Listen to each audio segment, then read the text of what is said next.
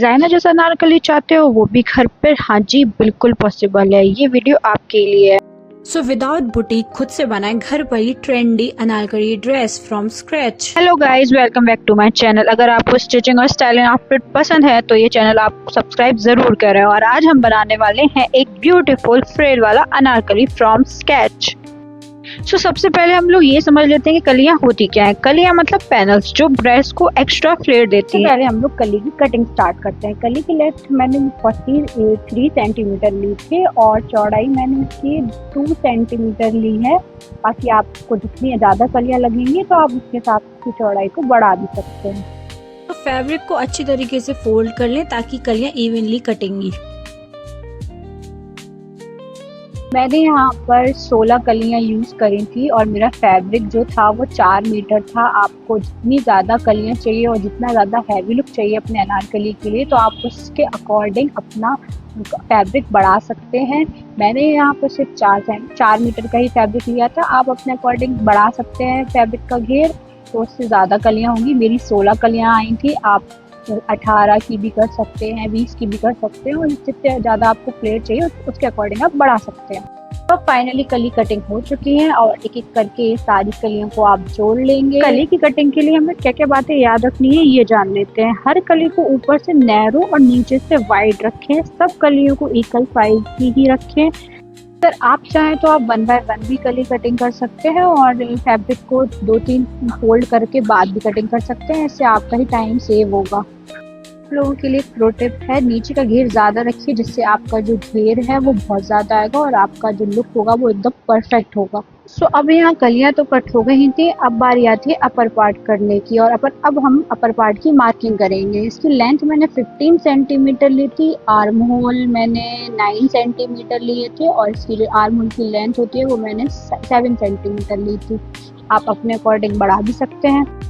बाकी के सारे मेजरमेंट मैं वीडियो में मेंशन कर दूंगी तो आप उसके अकॉर्डिंग देख लेना। और वैसे तो जितने भी मेजरमेंट होते हैं वो आपकी बॉडी के अकॉर्डिंग ही होते हैं। जितना आपका साइज होगा आप उसके अकॉर्डिंग ही लें। सारे मेजरमेंट ड्रॉ करने के बाद इसकी कटिंग कर लेंगे। इसमें यहाँ नीचे मैंने ये जो मार्किंग रखी है 1 इंच एक्स्ट्रा ही रखना, क्योंकि आप उसमें प्लेट्स डालेंगे तो वो आपका बढ़ जाएगा, इसलिए आप उसमें थोड़ी सी 1 इंच ज़्यादा रखना। और इसके बाद हम इसकी कटिंग कर लेंगे। तो अपर पार्ट तो कट हो चुका है, तो अब हम बढ़ते हैं स्लीव्स की कटिंग के लिए। अब इसके बाद हम स्लीव्स की कटिंग कर लेंगे। स्लीव्स की लेंथ मैंने 24 सेंटीमीटर ली थी और उसकी जो फिटिंग की मार्किंग है वो मैंने 3 सेंटीमीटर ली थी। बाकी आप अपने अकॉर्डिंग करें। अब सारे मेजरमेंट को हम मार्क कर लेंगे और उसके बाद स्लीव्स की भी कटिंग कर लेंगे। अभी तक अगर आपने चैनल को सब्सक्राइब नहीं किया है तो प्लीज़ जल्दी से जाकर सब्सक्राइब कर लें। अब बारी आती है लाइनिंग कटिंग करने की। लाइनिंग में यहाँ मैंने बहुत ही ज़्यादा घटिया ट्रांजिशन करने की कोशिश करी थी बट वो हुआ नहीं। ये मैंने नीचे फ्रिल के लिए लाइनिंग कट करी है। इसकी जो गोलाई ली है वो मैंने 9 या 10 की समथिंग ली है। आप अपने अकॉर्डिंग आपकी जो कलियाँ आएंगी उसके अकॉर्डिंग आप इसकी गोलाई लेंगे। लेंथ आप कलियों की जो लंबाई है उसकी लंबाई से थोड़ी कम कर कर ही लेना, नहीं तो वो बाहर इसका जो लाइनिंग होती है वो बाहर निकलती है। और यहाँ पर आप अपनी इसकी गोलाई है जो मैंने डबल फोल्ड कर लिया था, उसके बाद मैंने इसको कट कर लिया है। इसको डबल फोल्ड करने से क्या होता है, इसका जो घेर होता है ना वो एकदम परफेक्ट आता है, ना ज़्यादा ऊंचा और ना ज़्यादा लंबा निकलता है। नहीं तो वो फिर इवन नहीं होता है, तो आपको बार बार कटिंग करके निकालना पड़ता है। तो इसलिए आप इसको डबल फोल्ड कर लेंगे तो एकदम परफेक्ट घेर निकल के आएगा। अब कटिंग प्रोसेस तो डन हो चुका था। अब बारी आती है स्टिचिंग प्रोसेस की। तो अब बारी आती है नेक लाइन बनाने की। मैं यहाँ पर राउंड शेप यूज़ किया था नेक लाइन के लिए। आप अपना जो भी फेवरेट है वो आप अपनी नेक लाइन में यूज़ कर सकते हैं। मैंने यहाँ पर राउंड शेप बनाया था। आप जो भी बनाना चाहें वो आप अपने अकॉर्डिंग बना सकते हैं। और इसके इसको ड्रॉ कर लेंगे लाइनिंग पर और इसको मेन फैब्रिक के ऊपर रख कर स्टिच कर लेंगे और इसको फ्लिप कर लेंगे।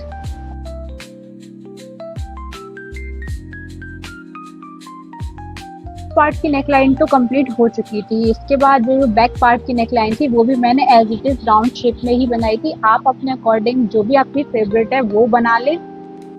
में मैंने ये जो डोरी वाला सिस्टम रखा था, क्रिस क्रॉस वाला, क्योंकि मुझे थोड़ा सा सिंड्रेला वाइब वाला लुक चाहिए था, तो इसलिए मैंने ये डोरी वाला रखा था। आप अपने सिंपल भी रख सकते हैं। डोरी के लिए जो मैंने ये लुक्स बनाए थे वो मैंने दोनों साइड 4 रखे थे। आप अपने अकॉर्डिंग लेंथ के जितने भी हो आप बढ़ा सकते हैं। और इन सभी लूप्स को आप मेरे अकॉर्डिंग, जैसे मैं वीडियो में दिखा रही हूँ, वैसे ही आप इसको स्टिच कर लेंगे 1 बाय 1।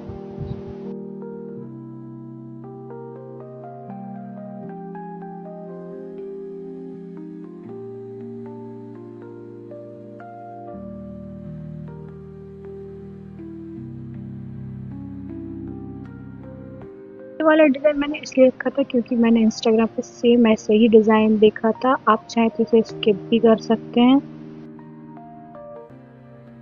और ये यहाँ पर हमारे लूप्स के डिज़ाइन बनकर रेडी हो चुके हैं।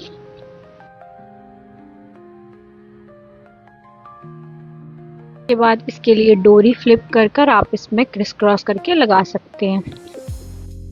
तो अब यहाँ पर हमारा अपर पार्ट पूरी तरीके से कंप्लीट हो चुका है। अब बारी है लोअर पार्ट की। यहाँ पर मैंने कलियाँ पूरी ज्वाइन कर ली थी और इसके नीचे मैंने लाइनिंग लगा ली है। हम कली वाले घेरे को और अपर पार्ट को एक साथ स्टिच कर लेंगे। धीरे धीरे आपकी ड्रेस ना एकदम शेप में आती जाएगी। और अब इसके बाद में साइड की सिलाई लगाएंगे।